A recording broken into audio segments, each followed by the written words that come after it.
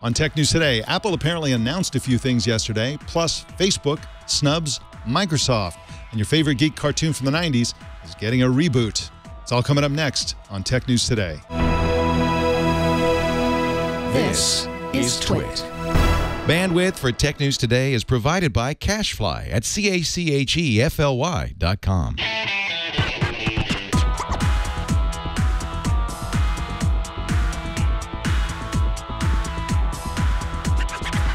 This is Tech News Today for Tuesday, June 9th, 2015. This episode is brought to you by Prosper. Prosper is a peer-to-peer lending marketplace that connects people who are looking to borrow money with those who have money to lend. Visit prosper.com/twit and receive a $50 Visa gift card when you get a loan. And by ZipRecruiter. Are you hiring? With ZipRecruiter.com, you can post to 100-plus job sites, including social networks, all with a single click. Screen, rate, and hire the right candidates fast. Try ZipRecruiter with a free 4-day trial now at ZipRecruiter.com/TNT.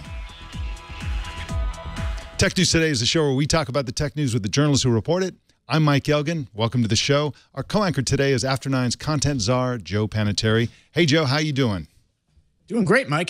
How have you been? I've been great, except for over here, they're doing all kinds of set design, and it's like really like they're doing it on purpose just to throw me off. I'm watching you, Jerry. Yeah, I'm doing great. The big Apple news yesterday was quite astonishing. We're going to get into that story in just about like 5 seconds. But first, I just have to say, you know, we covered it live here, and it was a very tight, concise announcement until they got to Apple Music, and then the whole thing went off the rails, and it was a confusing mess. It was wordy. It was boring. Is it any clearer today? I don't think so. We're going to find out in just a second. But it was just I was just a bizarre announcement as far as I could tell. But I don't know. What was your quick take on that? I don't know. You and I have discussed this in previous shows where I think Apple's strategy in terms of dominating digital, it's like they wrote the playbook more than a decade ago now. And now that everyone's seen that first playbook, it's so difficult for Apple to repeat or add a new chapter to that playbook without everybody being so cynical and or the content providers really holding Apple over a barrel. So I'm more skeptical than usual. Let's put it that way. Yeah. And there was some really cool stuff there, and we'll get right into that. Of course, Apple did announce a really wide range of products, features, updates, and other changes. Lauren Goode is a reporter for Recode. Sarah Mitroff is a software reviews editor for CNET, and Dan Seifert is reviews editor for The Verge. And they all join us to talk about the big Apple announcement. Welcome to all three of you. Hello. Hey, Mike. Hello. It's like 1/3 of the Brady Bunch there. Lauren, let's start with you. Apple made some big changes to iOS, and I think some of the biggest changes were in Siri. What Siri changes struck you as being the most interesting? One of the things that Apple talked a lot about is making, Siri smarter, first of all. I think Craig Federighi said on stage that Siri has become quietly popular in the time since she has launched. And they're doing something called basically Proactive Assistant, which in some ways sounded a little bit like what Google has already been doing with Google Now. But the idea is now that Siri basically can operate in a variety of different ways to make the whole experience a little bit smarter. You could, for example, be in a message thread with somebody, and that person could say, hey, can you pick up the example they kept using on stage was the karaoke machine for later on. And you can tap into Siri and say, remind me to pick up that thing.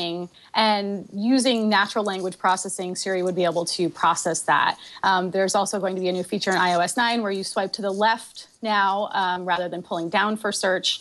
And all of these apps are popping up that the phone basically thinks you want to use next or you most frequently use. And so those are just a couple examples of ways that Apple is trying to make the whole on-device experience a little bit smarter with Siri. Hey, Lauren, these Siri enhancements, are these available immediately, or are these teasers where they want developers to write for these enhancements so that the apps get smarter and smarter? What's sort of the time frame here? That's a very good question. Apple is planning on releasing iOS 9 as some sort of beta sometime this summer, and then will be fully released in the fall. So that's kind of all we know right now in terms of its availability. Now, Sarah, you wrote a really great piece about Apple Music and highlighting the difference between Apple Music and Spotify. I personally was kind of stunned that Apple was going through the core features of their Apple Music app, and they were trotting out really boring, nothing new type of features. Oh, look, there's a play button, stuff like that. And I was kind of astonished, of course, the sort of social network for celebrities was kind of interesting. But can you walk us through Apple Music and what you thought, if anything, was interesting about it, different about it? How in fact, did it differ from Spotify? Right. I mean, so it's very similar to Spotify as far as the features go, as far as playing music is concerned. The catalogs both boast 30 million songs, Spotify and Apple Music, although there's some questions about exactly what will be included in that catalog. We don't know yet. We won't know till the end of the month when it actually debuts, but Apple promises it'll be the entire iTunes library. I mean, that's a lot of different music that hasn't necessarily been available in other streaming services like the Beatles, who have had restrictions. We don't know if that'll actually be part of it, but it'd be great if it was. But the other sort of fringe features are what's different here. There's a whole new live global radio station called Beats One. Promises to be playing music 24 hours a day, 7 days a week, and having sort of a curated bend to it. There's going to be experts talking about what's hot in music, what's new in music culture, and playing great music. I mean, they're calling it great music. We don't know if it'll fit everyone's personal taste. Who knows? And then, like you said, connect the social media features, which are really just for artists to be able to publish, insider content, videos, mixtapes, demos. I mean, their list went on and on about just ways that they can send us, the fans, stuff that we might want.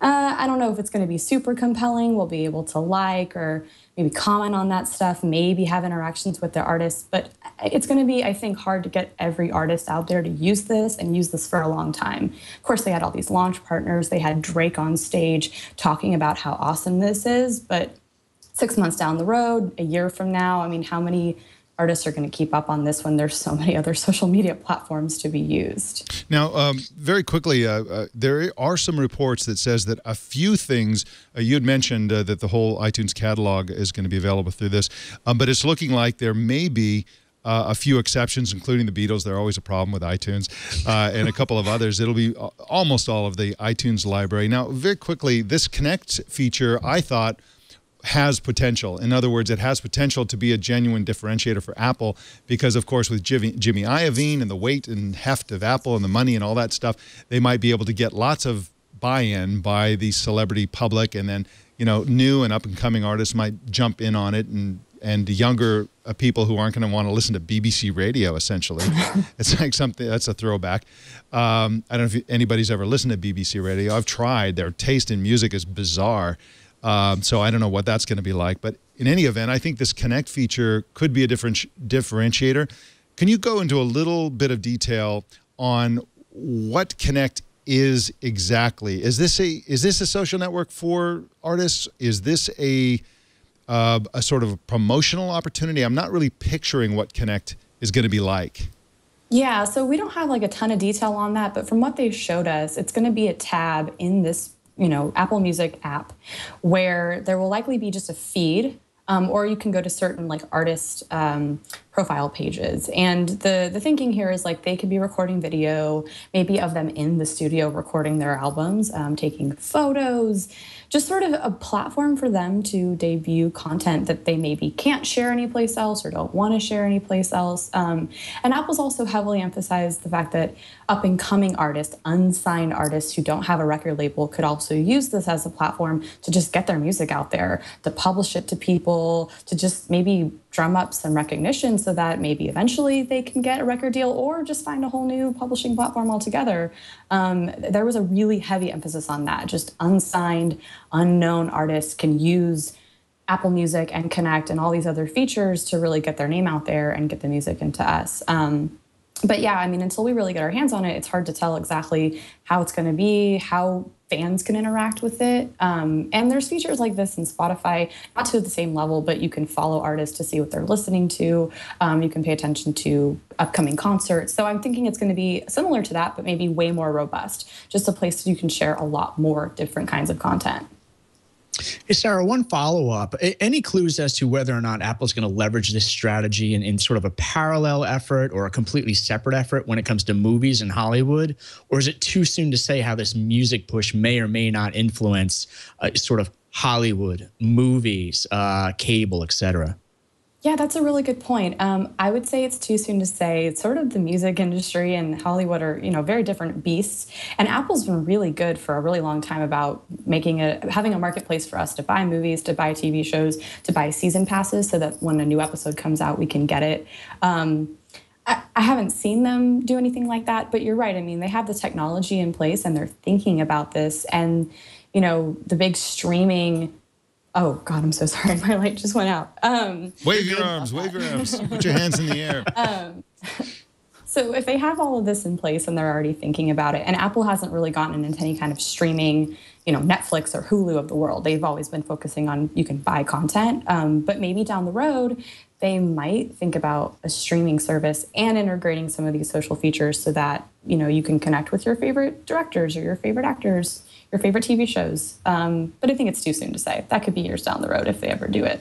Okay, so I want to go to Lauren again. And Dan, I want to apologize to you. We haven't dragged you in yet, but Lauren has a hard out at 10:20. So I'm just going to ask one last question of Lauren, and then we'll put you on the spot, Dan. So Lauren, just looking at the larger scope of what they talked about, the Watch OS was interesting. They mentioned CarPlay. Swift is open source. They have a lot of numbers about the App Store. They talked about all kinds of stuff. They even came out with a Move to iOS app that transports user data from Android to iPhone. Out of all the stuff that Apple announced yesterday, what struck you as being the most surprising, unusual, interesting, important? I'll just give you an open question there to just give your biggest impression from the event yesterday.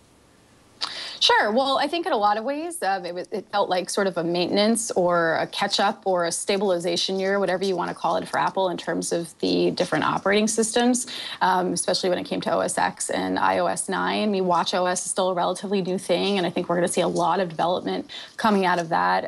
A lot's going to change with Watch in the coming months. And I wouldn't call it a surprise because nobody was surprised, but I think the biggest announcement was music. I mean, Apple, of course, sort of revolutionized the way that we buy and consume music more than a decade ago, and now they're trying to do it again. And of course, people are saying, well, there's Pandora, there's Spotify, there's Rdio, there's Rhapsody, there's all these different services that have already been doing this. But Apple's strategy traditionally hasn't been, oh, let's do this first before everyone else is doing it. They tend to take more of a wait and see approach. And I think it's just going to be really interesting to see whether or not people jump aboard this service. I mean, in some ways, it feels like the a la carte downloads, we've seen them sort of decreasing over the past few years. We see especially young people are gravitating more towards YouTube for free streaming and that sort of thing. And I think that Apple is finally, acknowledging that this is a real thing and this is a real trend. And they're, throwing a lot of mud at the wall with this music app to see what sticks. And I think that's going to be the most interesting thing in the coming months. All right, Lauren. Well, I said I'd get you out of here by 10:20, and I'm going to keep my word here. Lauren Goode is at recode.net.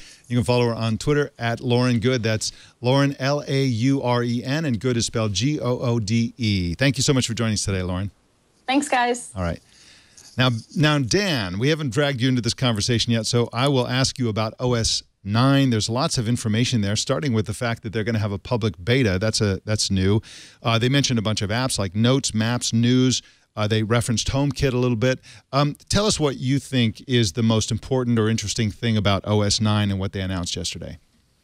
Well, like Lauren just said, a lot of OS 9 seems to be maintenance and tightening up things. They are improving the stability of the system. They are focusing on making bugs, or correcting bugs and making it work better than it had in previous years. If you look back at iOS 8, that was a massive feature addition. iOS 7 was a massive design overhaul. But this year, we're not seeing that. We're seeing smaller iterations, smaller updates. As you mentioned, a few of them, the Notes app, the improvements to Siri is a pretty big deal. But for the most part, it should be a better operating system rather than a wildly different experience, unless you have an iPad, which is... They've done a whole bunch of things for the iPad specifically this year, which the iPad hasn't gotten some special love in a long time with iOS. And this year, they're introducing all new ways to interact with iOS on the iPad that really kind of change what the iPad is as a product. And I think it's a really big deal if you're an iPad user or if you're looking to be an iPad user and what the future of the product means. So Dan, tell us more. What exactly does it mean in terms of these changes that are coming to the iPad? And will they ever show up on the iPhone, or is that just the wrong form factor and iPad's going to be the form factor for these changes you're talking about? Sure. Well, I mean, for the starters, the features that are new here for the iPad are a new multitasking system that lets you run 2 apps side by side on the same screen and have them fully interactive, which is something that no iOS device has ever let you do before. There's a new way to kind of sneak a peek at apps while you're in an app, so you don't have to exit an app all the way back to the home screen to look at new messages. You can kind of just slide in a pane there. There's a new way of managing multitasking, so it's easier to switch between applications that you're using. And there's improvements to the keyboard, which makes it easier to enter text and edit the text that you've already entered and move your cursor around and things like that.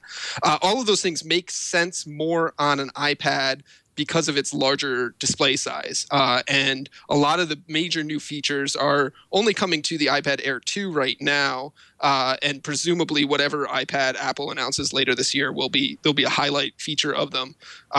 But that they let you take more advantage of the large screen of the iPad in a way that iOS has never let you do before. If you look at other platforms like Windows 8 has let you do a lot of very similar things for a long time. Samsung has put very similar things on its tablets, but the iPad has always been a very one thing at a time modal experience, just like the iPhone. But this is kind of a big change for the iPad. And whether it comes to they bring this to other iOS devices, it's hard to say. A lot of these changes are really take advantage of the bigger screen. And when you don't have that bigger screen, they're not as usable or wouldn't appear to be as functional on, say, a smaller display like an iPhone. Now, Sarah, there were a bunch of changes to the Apple Watch, including the fact that the Apple Watch is getting its own branded OS called Watch OS 2, which OS 2 is, if you're old enough, that means something else besides a smartwatch operating system. They got a bunch of new watch faces. Developers can build their own complications, which are the little things that show you the date or your battery life or whatever. They have something called time travel that lets you just go forward and back in time to see what, you can go forward a day or something like that and see what tomorrow's weather and your calendar and all the rest, the moon, everything changes forward and back. That's kind of a cool feature. You can reply to email. There's a bedside alarm clock. You can send multicolored scribbles. You can play videos. It has activation lock. There's, all kinds of features like that. Do you think this is going to transform the experience of the Apple Watch, or are these just small iterative features that will just be kind of nice but not that big of a deal? Yeah, so I mean, they made a lot of big updates that I think help improve the stability and the performance of the device, being able to build native apps that run on the watch as opposed to being on your phone and sort of connecting to the watch is a big deal. That sort of promises just better usability, and it promises that you can move away from your phone and have an Wi-Fi connection and still use some of these apps, which I think is a pretty big deal for most people. And other smartwatches like Android Wear watches are moving in that direction as well. But a lot of what people are saying and sort of what we're getting is that, these are kind of updates and iterations on this sort of first generation. And everyone's kind of waiting, well, what's the next watch going to be like? A lot of people have, been really impressed by the design and sort of the materials that these watches have been using, and they're really beautiful, but everyone's kind of like, well, it's going to be like the first iPhone, it's great, but there's going to be so many more updates than when they release new versions. So I think these are sort of stepping stones to what Apple's eventually going to do with, the next version of the watches, whether that comes out this year or next year. But they're all sort of small improvements that I think help the pain points that people have had with the watches and just make it a little bit more user-friendly, just give you more information. I mean, I'm kind of blown away by how much information they're trying to cram onto this tiny little screen. And you can watch a video, and I don't think many people want to watch it on a tiny little 2-inch, 3-inch screen. But they're really just trying to cram more information and just make the experience a little bit better. I don't think it's revolutionary. I think it's just kind of stepping in that next direction.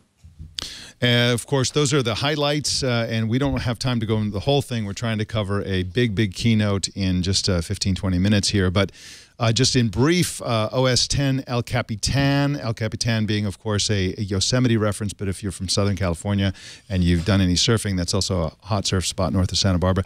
They also had natural language searches, and their auto-arranges windows. You can make the cursor bigger by shaking the mouse pointer and so on, or the touchpad.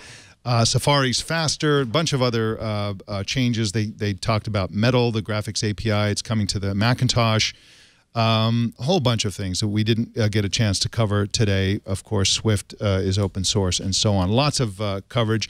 And if you are interested in a more detailed conversation about this, stick around, because immediately after this show is Mac Break Weekly.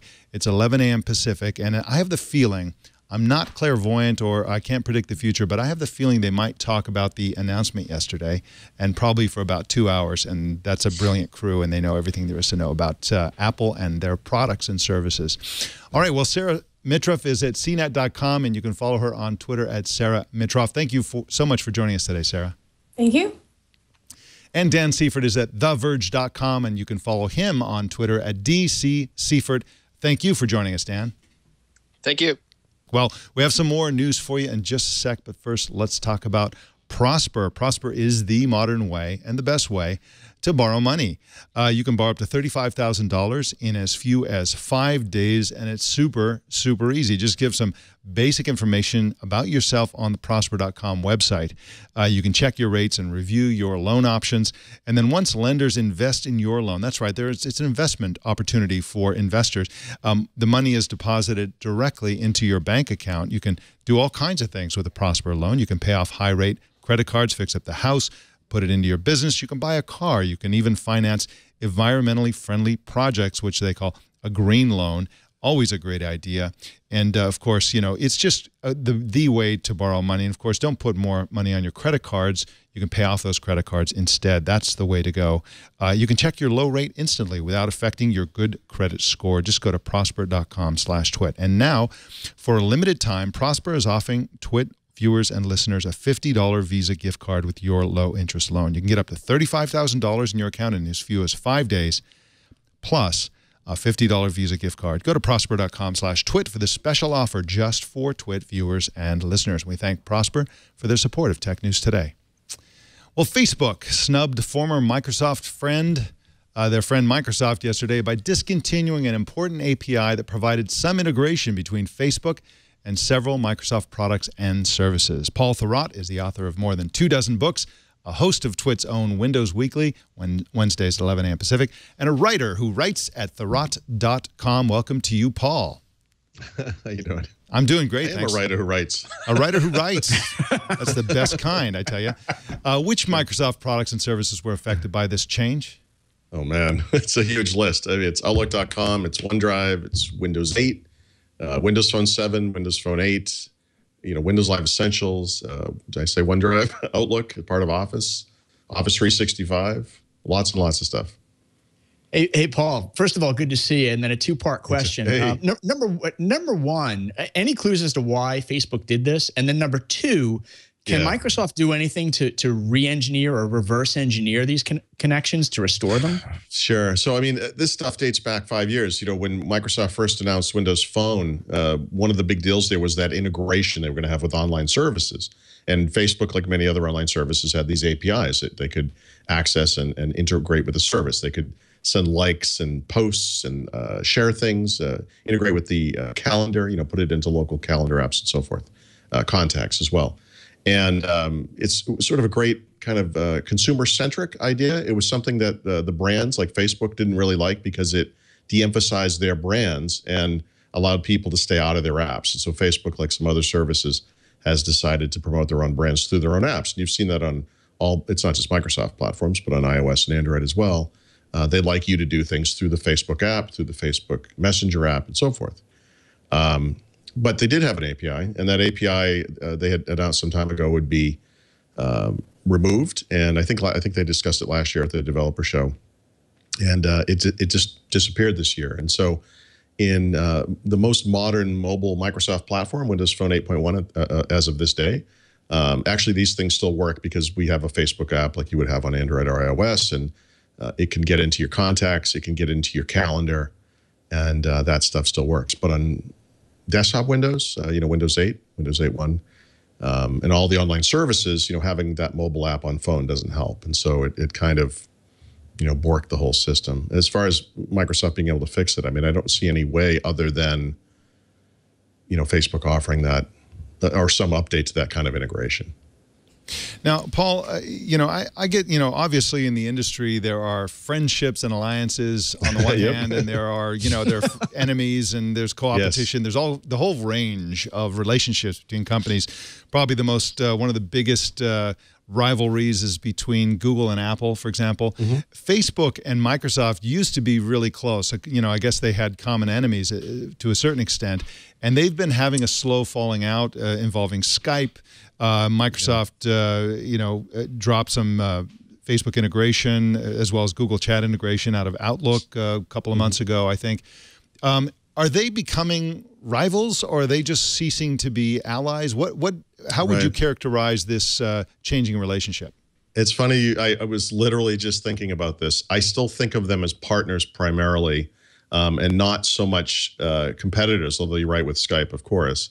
I think the Google Chat and Facebook Chat removal from Outlook.com is related to this issue, by the way. And a similar issue with at Google. I don't know. I don't see it as they foresee themselves as going to head-to-head. Microsoft's never going to have a social networking service again, like a lot of other companies they've tried. It's not happening. So I don't know where this comes from. It's a strange falling out. I think on Facebook's side, of course, they went to belatedly a little bit to iOS. They're big on Android, of course, as far as OS integration. I just think I don't think it's antagonism. I really don't. Although I certainly, as a Microsoft guy, I mean, I look at this as a kind of a shot across the bow. But I don't really think it was meant to be malicious. I think it's just a factor of they can only focus on so many things, and they've moved on, and they have their own strategy, which they're, of course, are okay to have. Yeah. Hey, Paul, any clues in terms of Facebook and Windows 10? Are we expecting any types of integrations there, or is it really too soon to say? So there's no reason that can't work the same way in Windows 10 that it does on Windows Phone 8.1 today. And if you think about the Universal App Platform, as you should, as an update to that modern Metro, kind of app platform that we had before Windows 8 and obviously in Windows Phone as well.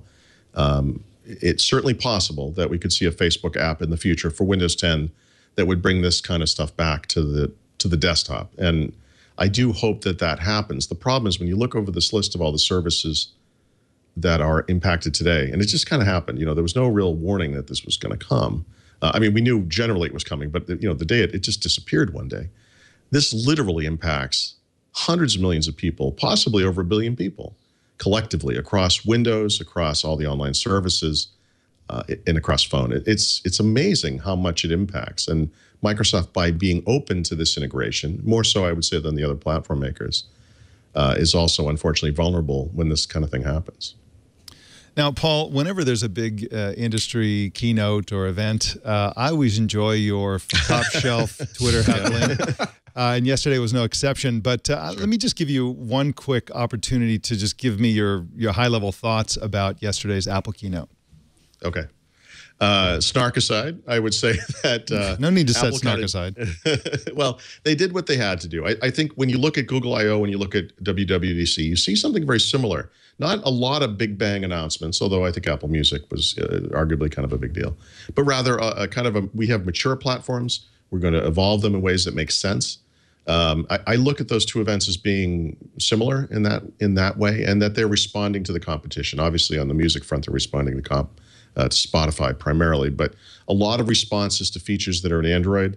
From the Microsoft side, I see things that are very familiar to me. I'm sure you talked about the Windows 8 Snap type feature that they're adding to iOS, especially on the iPad. But I mean, if I'm being honest with myself, I don't think Apple is so much targeting Microsoft because I don't think they really see them as a direct platform competitor. But they're taking good ideas wherever they come from, as they should, as everyone else does. And so I just look at it as a maturation of the platforms, and I mean, there's no negative to it. I think it's all good stuff. It lacks the excitement of a new iPhone or, that kind of stuff. But of course it does. It's a developer show. They have mature platforms for the most part. I thought it was appropriate for the day. Well, we enjoyed your heckling while we were doing the live event. And I did have heckling. Yeah, it was. I think Leo mentioned you a couple of times, your tweets. Paul Thurrott is at Thurrott.com. You spell that THURROTT.com. You know how to spell .com. And you can follow him on Twitter at Thurrott. Thank you so much for joining us, Paul. Thank you, and good to see you, Joe. And you too, Mike. Take care, Paul. Take care. See you, bye. And of course, you can get more Paul on Windows Weekly every Wednesday at 11 a.m. Pacific. Facebook, speak of the devil, had plans to build a satellite. Yeah, a satellite. But has canceled those plans, according to a report on The Information. The satellite would have cost about $500 million, and its purpose was to bring cheap internet access to the developing world, although that's, Joe Panettieri, an expensive way to bring cheap internet access anywhere, a satellite. They were going to have a space program, but they scuttled it. I think companies like Facebook, Joe, are becoming more realistic about their moonshots and their big spending. But what's your thought on this story? Yeah, I think tech valuations are so high that Wall Street's pressuring these companies to really manage their money at least a little bit more responsibly. It's great to have moonshot ideas, but then actually $500 million, $500 million, that's a big price tag. And they are trying to solve, though, the number one issue facing all these companies, and that is global internet coverage and rolling that out to everyone so that more people can consume their services. So on the one hand, I think it's a worthy mission. On the other hand, it's the execution of the mission. Like, what are you actually going to build to bring universal access? That's the side of the conversation that remains really complicated.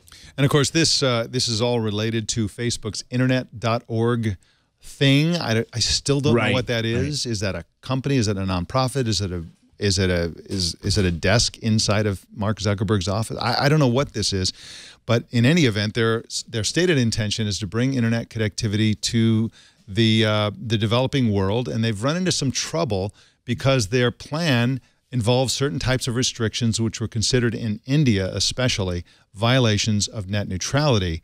And so in the wake of this cancellation, I have to wonder whether or not this was, in fact, a self-serving mission to get the developing world using Facebook above all. Right. But now that they're getting pushback from the developing world about net neutrality, they're thinking, well, why are we going to invest all this money if this isn't going to give us an advantage?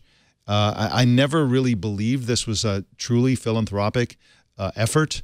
It's just, there are lots of ways. And of course, Mark Zuckerberg as a person is philanthropic. He's donated a lot of money to education and other causes. But still, I have to wonder about the timing of this in the wake of the Indian brouhaha over net neutrality. But yeah, very bizarre. And of course, I think Google is also out of the space race as well. So. Yeah. Mike, what it also reminds me of is if you rewind the history of the internet, remember when AOL first came along, right? And people thought they were quote unquote on the internet when they were using AOL services, proprietary, long before they opened up. There's a danger here in the emerging world where you just beam Facebook in and people think that this is an open, new internet web, and actually it's a closed environment that you can never escape. Yeah, exactly. And of course, Facebook tends to believe, or acts like they believe, that Facebook is the only alternative you need, providing everything from games to content to videos to all the rest. And so, I guess they're going to have to rethink their strategy for the developing world to a certain extent. But yeah, it is the AOL model. Although Facebook is stingy, they don't send me any free discs, so I have to use regular coasters now. What are you going to do? Well, Facebook, speaking of Facebook, a lot of Facebook news today, is handing out free beacons like candy to U.S. retailers nationwide. Facebook's Place Tips service was rolled out in a limited release in January to a small group of New York City businesses. We covered it back in January. But companies who want to participate now in the nationwide rollout need to apply for a beacon, which enables retailers to push coupons and other promotions to customers. So, one of the things we were talking about when we reported the story earlier is every website and social network and anybody who wants to sell anything to anyone going to have a separate beacon? Are you going to walk into your local donut shop and see 50 beacons glued to the wall? Yeah, it is a little scary, right? Where you wonder just how many services each beacon will support or won't support by design. Yeah. And this is a hot area for every mobile company. Every mobile company absolutely wants to be in the beacon area. Plus, consider this, every data company, every big data company that has a massive data store or data warehouse out on the web, they want beacons gathering information for them. So it really could turn into, your point, multiple beacons on a wall, all sending data off to who knows where. Yeah, it's going to be weird. Well, in the Human Resources Department, Google's Neil Mohan, who is considered to be the architect of DoubleClick, is leaving Google to join Dropbox as its head of product, according to a report on Recode. We got some more news for you in just a second, but let's talk about hiring great people like that Mohan character. He would have been a great catch. I wonder if they use ZipRecruiter for that. ZipRecruiter is one of our sponsors today. You can post on ZipRecruiter to 100+ job sites with a single click, and this is one of the many benefits of using ZipRecruiter. Ease of use. Yeah, you don't want to go from site to site to site to site and in every case deal with however it is you're going to get back those responses. ZipRecruiter will handle the posting on those sites, and it will handle the inevitable traffic that you get back in terms of interest in your job. And in addition to the job sites, of course, you can go on the social networks, Facebook, LinkedIn, Twitter, and Google+. The LinkedIn groups and Facebook pages are in addition to regular posting on profiles, and on the Twitter integration, you can automatically tweet your jobs. As soon as you post a job, off it goes out on Twitter, and that's a great way to find people as well. Plus, they'll instantly match you to candidates in their 400 million resume database. That's right.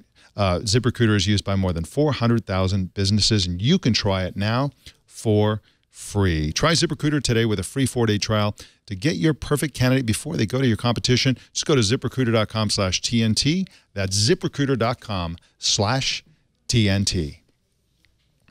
Got some very big numbers for you today, some from the Apple event yesterday. Here's a big number, 100 billion. That's how many app downloads Apple says have been downloaded from its App Store in the history of that App Store. Okay, another big number, another B word, 1 billion. That's how many requests Apple says Siri handles per week. Next big number, 5 billion. That's how many requests Apple says its Maps app gets. And in related news, Maps is 5 times more popular than Siri, apparently, in terms of usage. All right, well, that's the Apple big numbers. Here's another big number outside the Appleverse, 249. That's how many dollars OnePlus now charges for its lowest cost OnePlus One smartphone. The price was initially a one-week sale, but the company decided to keep that price point indefinitely. They're also bundling this 64-gig OnePlus One with Dropbox Pro for $349. That's $50 off the phone and $50 off of Dropbox Pro. That's a great deal. Joe Panettieri, how low can they go? $250 for a really great Android phone? That's a really good deal. It's definitely not an iPhone, is it? Not an iPhone, but you wonder what other services they may be able to bundle on top of that to make you open your wallet a little bit wider after you have the phone. But I haven't seen any yet. It doesn't seem like a bait and switch. This seems like the real deal. Yeah, and again, you know, the OnePlus is a great phone. I guess I guess you can buy 3 of those for the price that you can buy an average iPhone. Just a guess. Well, in news you can lose, remember the 1990s CGI animated TV series Reboot? I do. I used to love that show. It premiered in 1994 and it was shut down in 2001. But now they're going to reboot it. 26 half-hour shows have been greenlit, this time as live-action computer animation hybrid. Let's take a look at the old show's introduction, which looks cheesy now, but at the time was bleeding-edge computer animation. To this place, mainframe. My format, Guardian. To mend and defend. To defend my newfound friends, their hopes and dreams. To defend them from their enemies. Dun, dun, dun.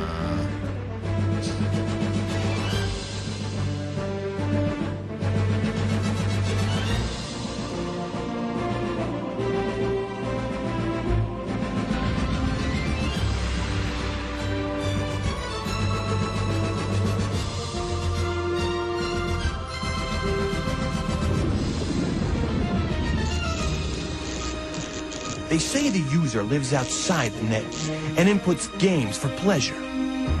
No one knows for sure, but I intend to find out. Reboot! Maybe they'll find out this time whether users are actually outside the net.